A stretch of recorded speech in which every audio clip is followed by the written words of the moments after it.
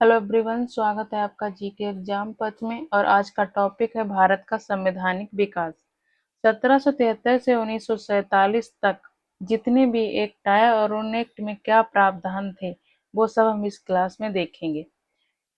तो चलिए शुरू करते हैं। सबसे पहले आया था रेगुलेटिंग एक्ट। ये आया था 1773 में। अब ये आया क्यों था, ये भी देख लेते हैं। ये भारत का प्रथम संवैधानिक अधिनियम था। ये पहली बार ब्रिटिश संसद ने ईस्ट इंडिया कंपनी के प्रशासन पर नियंत्रण हेतु स्थापित किया था। अब इसमें प्रमुख प्रावधान क्या थे? बंगाल के गवर्नर को गवर्नर जनरल ऑफ बंगाल बनाया गया। इससे बंगाल अंग्रेजी प्रशासन का मुख्य केंद्र बन गया। वारेन हेस्टिंग पहले गवर्नर जनरल बने। 4 सदस्यीय कार्यकारी परिषद का गठन किया गया था। गवर्नर जनरल को प्रशासनिक कार्यों में सहायता देने के लिए इस परिषद का गठन हुआ था। मद्रास और बम्बई प्रेसिडेंसी को बंगाल के अधीन कर दिया गया था। युद्ध एवं विदेश नीति के मामलों में उन्हें बंगाल के निर्देश मानने पड़े। सुप्रीम कोर्ट ऑफ कलकत्ता की स्थापना 1774 में की गई थी। भारत में पहली बार सर्वोच्च न्यायालय की स्थापना। इस कोर्ट में कुल 4 न्यायाधीश थे। एक थे मुख्य न्यायाधीश, उनका नाम था एलिजा इम्पे।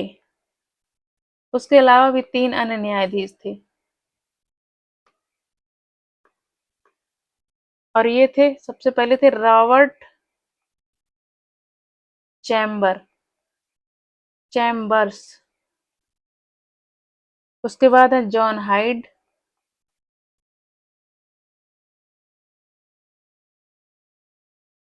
और इसके अलावा स्टीफन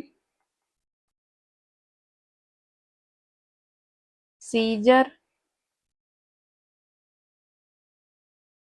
लेमेस्त्रे।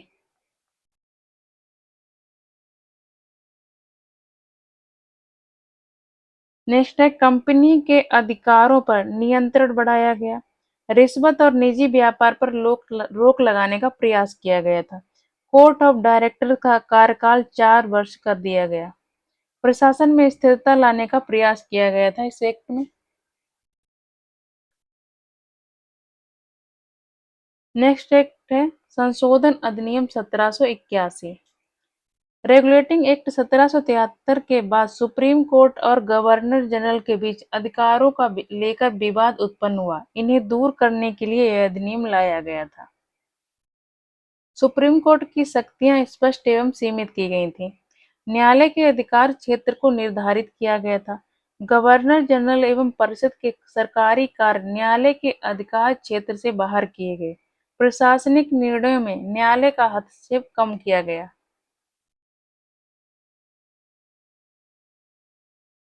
उसके बाद है पिट्स इंडिया एक्ट। यह आया था 1784 में। इस अधिनियम द्वारा ब्रिटिश सरकार ने भारत के प्रशासन पर अपना नियंत्रण और अधिकार। इस एक्ट से द्वैध नियंत्रण की व्यवस्था शुरू हुई। व्यापार का नियंत्रण कंपनी के पास तथा राजनीतिक प्रशासन का नियंत्रण ब्रिटिश सरकार के पास रहा। और इस एक्ट 1784 के एक्ट में बोर्ड ऑफ कंट्रोल की भी स्थापना की गई थी। भारत के प्रशासन पर ब्रिटिश सरकार की निगरानी के लिए यह बोर्ड बनाया गया। भारत को पहली बार ब्रिटिश साम्राज्य का क्षेत्र माना गया था। ब्रिटिश सरकार का हस्तक्षेप और बढ़ गया।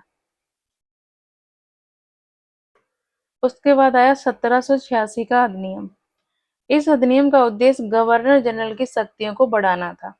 गवर्नर जनरल को विशेष परिस्थितियों में परिषद के निर्णय को अस्वीकार करने का अधिकार मिला। आवश्यकता पड़ने पर वह परिषद के बहुमत के विरुद्ध भी निर्णय ले सकता था। गवर्नर जनरल को सेनापति भी बनाया जा सकता था। एक ही व्यक्ति प्रशासन और सेना दोनों का नेतृत्व कर सकता था।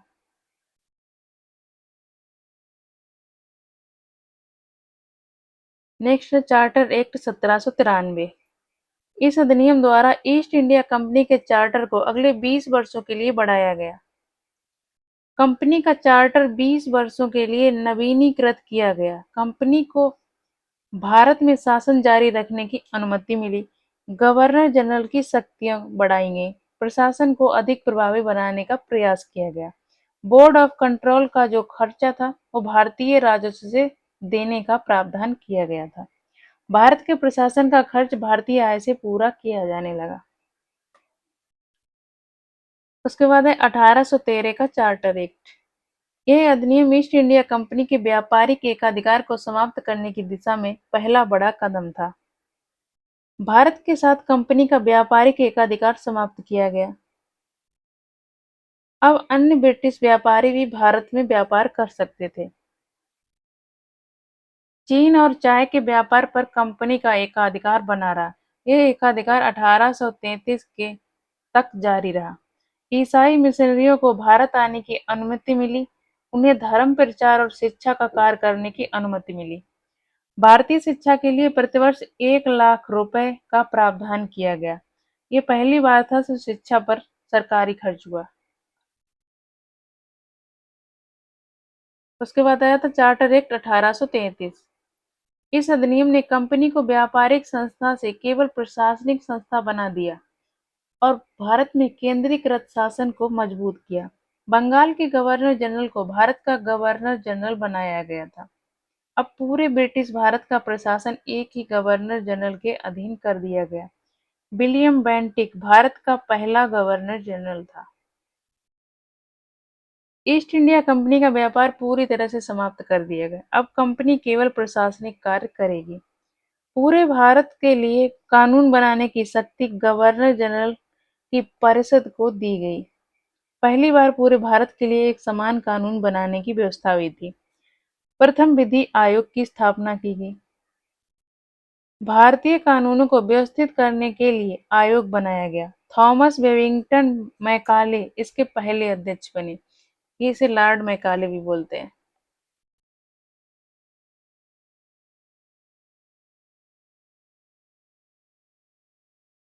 Charter act 1853। प्रमुख प्रावधान क्या थे? गवर्नर जनरल की कार्यकारिणी और विधायी परिषद के कार्य अलग किए गए। कानून बनाने और प्रशासन चलाने के लिए कार्यों में अंतर किया गया। विधायी परिषद का विस्तार किया गया। कानून निर्माण में अधिक सदस्यों की भागीदारी सुनिश्चित की गई। सिविल सेवा में भर्ती के लिए खुली प्रतियोगिता परीक्षा का सिद्धांत अपनाया गया। नियुक्ति केवल सिफारिश से नहीं बल्कि योग्यता के आधार पर होने लगी। कंपनी का चार्टर बिना किसी निश्चित समय सीमा के बढ़ाया गया। पहली बार 20 वर्ष की अवधि निर्धारित नहीं की गई थी। ये अंतिम चार्टर एक्ट था। चार्टर एक्ट हर 20 वर्ष बाद आते। भारत शासन अधिनियम 1858। 1857 के विद्रोह के बाद ब्रिटिश सरकार ने ईस्ट इंडिया कंपनी का शासन समाप्त कर भारत का प्रशासन सीधे अपने हाथों में लिया। इसे क्राउन शासन की शुरुआत का अधिनियम कहा जाता है। ईस्ट इंडिया कंपनी का शासन समाप्त कर दिया। अब भारत का शासन सीधे ब्रिटिश सम्राट के अधीन हो गया। भारत सचिव पद को सृजित किया गया था। भारत के प्रशासन का सर्वोच्च नियंत्रण इसी पद के पास था। भारत सचिव की सहायता के लिए 15 सदस्यीय भारत परिषद बनाएगी। यह परिषद प्रशासनिक मामलों में सलाह देती थी। गवर्नर जनरल को वायसराय कहा जाने लगा। वायसराय ब्रिटिश सम्राट का भारत में। चार्ल्स कैनिंग भारत के पहले वायसराय बने। भारतीय रियासत के प्रति विलय की नीति डॉक्ट्रिन ऑफ लैप्स को समाप्त करने की घोषणा की गई। देशी रियासतों के साथ सहयोग की नीति अपनाई गई। भारतीय परिषद अधिनियम 1861। वायसराय की विधायी परिषद में भारतीय सदस्यों को नामित करने का प्रावधान किया गया। पहली बार भारतीयों को कानून बनाने की प्रक्रिया में भाग लेने का अवसर मिला। विभागीय प्रणाली को मान्यता दी गई। प्रत्येक विभाग जैसे शिक्षा, वित्त, गृह का कार्य अलग-अलग सदस्यों को सौंपा गया, जिससे प्रशासन अधिक व्यवस्थित हुआ।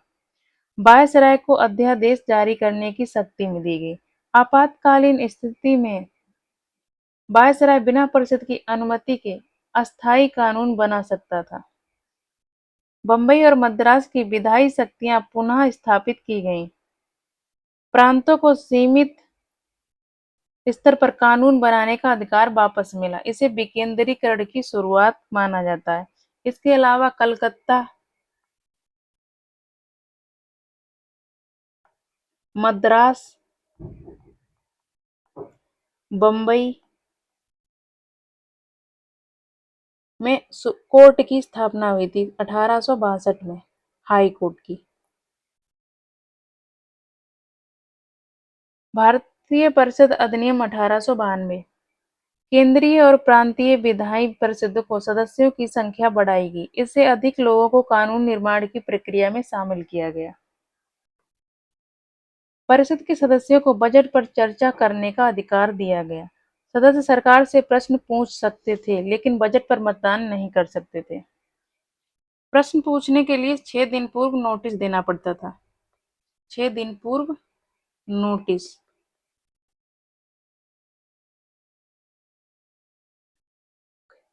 1892 के एक्ट से ही अप्रत्यक्ष निर्वाचन की शुरुआत हुई थी।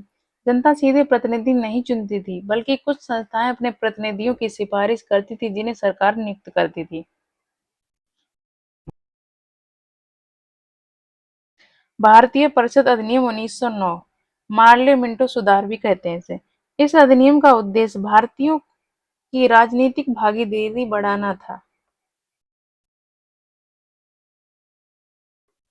इस अधिनियम का उद्देश्य भारतीयों की राजनीतिक भागीदारी बढ़ाना था, लेकिन इसी के साथ पृथक निर्वाचन की शुरुआत हुई, जिसने आगे चलकर सांप्रदायिक राजनीति को बढ़ावा दिया। मुसलमानों के लिए पृथक निर्वाचन की व्यवस्था की गई। मुस्लिम मतदाता केवल केंद्रीय और प्रांतीय परिषदों में सदस्यों की संख्या बढ़ाई गई। भारतीय प्रतिनिधित्व में भी वृद्धि हुई। वायसराय की कार्यकारिणी परिषद में पहली बार एक भारतीय सदस्य की नियुक्ति हुई। सत्येंद्र प्रसन्ना सिन्हा पहले भारतीय सदस्य बने। इसके अलावा बजट पर मतदान करने का अधिकार मिला। बजट पर मतदान करने का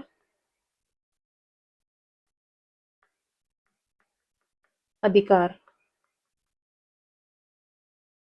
1909 के एक्ट से प्राप्त हुआ। भारत शासन अधिनियम 1919, मॉन्टेग्यू चेम्सफोर्ड सुधार भी कहते हैं इसे। इस अधिनियम का उद्देश्य भारतीयों को प्रशासन में अधिक भागीदारी देना था। पहली बार प्रांतों में द्वैध शासन लागू हुआ। प्रांतों में द्वैध शासन लागू किया गया। प्रांतीय विषय को दो भागों में बांटा गया। पहले थे आरक्षित विषय और हस्तांतरित विषय। पुलिस, आरक्षित विषय पुलिस, वित्त आदि, इन पर गवर्नर का नियंत्रण होता था। और हस्तांतरित विषय थे शिक्षा, स्वास्थ्य, कृषि आदि। इनका संचालन भारतीय मंत्रियों द्वारा किया जाता था। केंद्र में द्विसदनीय विधानमंडल की शुरुआत हुई। पहली बार केंद्र में दो सदन बनाए गए, राज्य परिषद, काउंसिल ऑफ स्टेट, केंद्रीय विधानसभा, लेजिस्लेटिव असेंबली। मताधिकार का विस्तार किया गया। पहले की तुलना में अधिक लोगों का मतदान का अधिकार मिला, लेकिन सार्वभौमिक मताधिकार नहीं था। लोक सेवा आयोग की स्थापना भी 1919 के एक्ट के द्वारा हुई थी। इसकी स्थापना हुई 1926 में। पहला लोक सेवा आयोग स्थापित हुआ था। 1919 के एक्ट की समीक्षा के लिए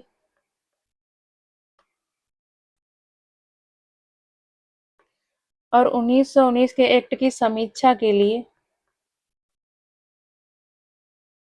1927 में साइमन आयोग की स्थापना हुई। साइमन आयोग, इसकी स्थापना 8 नवंबर 1927 को की गई थी। इसके अध्यक्ष थे सर जॉन साइमन। इसके अलावा उत्तरदायी शासन शब्द का पहली बार प्रयोग, उत्तरदायी शासन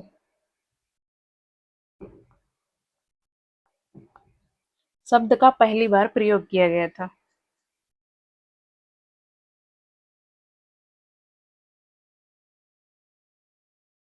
भारत शासन अधिनियम 1935। ये ब्रिटिश शासन का सबसे बड़ा और सबसे विस्तृत अधिनियम था। इसमें 321 धाराएं और 10 अनुसूचियां थी। भारतीय संविधान के कई प्रावधान इसी अधिनियम से लिए गए, इसलिए इसे भारतीय संविधान का सबसे बड़ा स्रोत भी कहा जाता है। अखिल भारतीय संघ की व्यवस्था का प्रावधान किया गया। इसमें ब्रिटिश भारत के प्रांतों और देशी रियासतों को मिलाकर संघ बनाने की योजना थी। ये व्यवस्था लागू नहीं हो सकी क्योंकि अधिकांश रियासतों ने इसमें शामिल होने की सहमति नहीं दी। प्रांतीय स्वायत्तता लागू हुई थी। 1935 के एक्ट के द्वारा ही प्रांतीय स्वायत्तता लागू हुई। अब प्रांतीय सरकारें अपने विषयों पर पहले की अपेक्षा अधिक स्वतंत्र होकर कार्य कर सकती थीं। 1919 का द्वैध शासन प्रांतों से समाप्त कर दिया गया। केंद्र में द्वैध शासन का प्रावधान किया गया था। इसे केंद्र में लागू करने की योजना थी, लेकिन ये कभी लागू नहीं हुआ। 3 सूचियों की व्यवस्था की गई थी।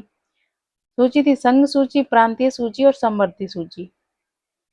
संघ सूची जिन विषयों पर केवल केंद्र कानून बना सकता, जैसे रक्षा, विदेश नीति और मुद्रा। प्रांतीय सूची जिन विषयों पर केवल प्रांत कानून बना सकते थे, जैसे पुलिस, कृषि, स्थानीय प्रशासन। समवर्ती सूची जिन विषयों पर केंद्र और प्रांत दोनों कानून बना सकते थे, जैसे शिक्षा, विवाह, वन। संघीय न्यायालय की स्थापना का प्रावधान किया गया था और संघीय न्यायालय की स्थापना 1937 में हुई थी। ये केंद्र और प्रांतों के बीच विवादों को निपटारा के लिए, और इसमें 3 न्यायाधीश थे। इसमें एक मुख्य न्यायाधीश थे। मुख्य न्यायाधीश का नाम था Maurice Gwyer. Reserve Bank of India की स्थापना का आधार इसी अधिनियम में रखा गया था। आरबीआई की स्थापना 1935 में भारत के केंद्रीय बैंक के रूप में हुई थी। संघीय लोक सेवा आयोग, फेडरल पब्लिक सर्विस कमीशन तथा प्रांतीय लोक सेवा आयोग की व्यवस्था की गई।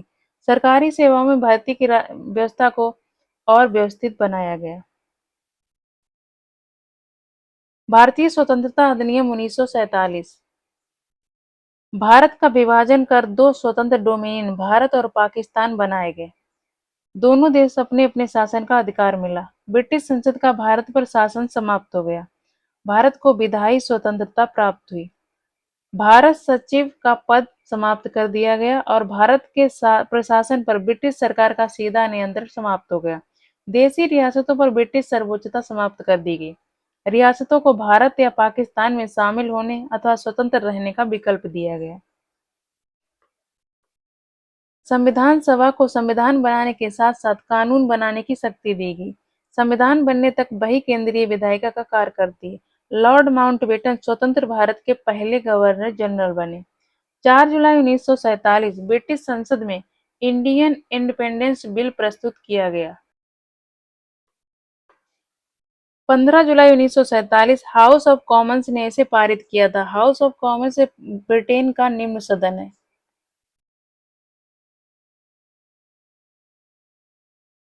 16 जुलाई 1947 हाउस ऑफ लॉर्ड्स ने इसे पारित किया। यह है उच्च सदन।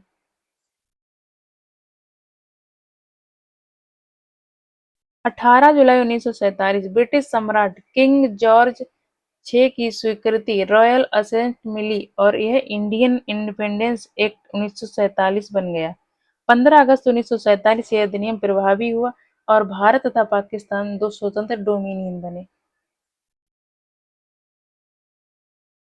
इसी के साथ क्लास का एंड करते हैं और उम्मीद करती हूँ आपको क्लास पसंद आई हो।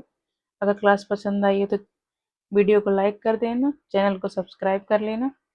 क्लास से जुड़ने के लिए